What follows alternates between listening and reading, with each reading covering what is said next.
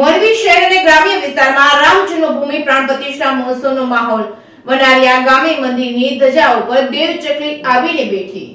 અયોધ્યામાં આજે ભગવાન શ્રી રામની મંદિરમાં પ્રાણ પ્રતિષ્ઠા મહોત્સવ દેશભરમાં ઉજવાઈ રહ્યો છે. ત્યારે આજે કરોડો લોકોનું આસ્થાનું કેન્દ્ર બન્યું છે.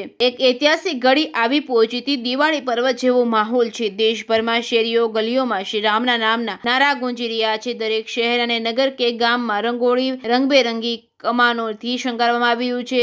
તેમજ અયોધ્યામાં માહોલ હોય તેવું લાગી રહ્યું છે. મોરબી શહેર અને ગ્રામ્ય વિસ્તારમાં દરેક રોડ તેમજ મહોલ્લામાં ધજા પતાકડાથી શણગારવામાં આવ્યા છે. મોરબી શહેરમાં દરેક મહોલ્લા તેમજ લત્તા તેમજ ગલીઓમાં રામ જીવન અંગેના કાર્યક્રમો થઈ રહ્યા છે. ત્યારે દરેકના ઘરે આસોપાલવના તોરણ બાંધવામાં આવ્યા છે. લોકોમાં અનેરો ઉત્સાહ જોવા મળી રહ્યો છે. ઉમિયા નવરાત્રી ગરબી મંડળના આયોજકોએ 4 રોડ ઉપરથી શોભાયાત્રાનું આયોજન કર્યું હતું. જે ચારે બાજુથી આવેલી શોભાયાત્રા રવાપરા રોડ સીતારામ ચોકમાં પહોંચી હતી, જ્યાં મહાઆરતીનું આયોજન કરાયું હતું. હજારો ભાવિ ભક્તો આ મહાઆરતીમાં જોડાયા હતા. જ્યારે મોરબીથી 15 કિલોમીટર દૂર આવેલા વનાળિયા ગામે બપોરે આરતી કરવામાં આવી હતી. જોગાનું જોગ એક દેવ ચકલી આવીને મંદિરની ધજા પર બેસી ગઈ હતી. આરતી પૂર્ણ થઈ ત્યારે તુરંત જ ઉડી ગઈ હતી.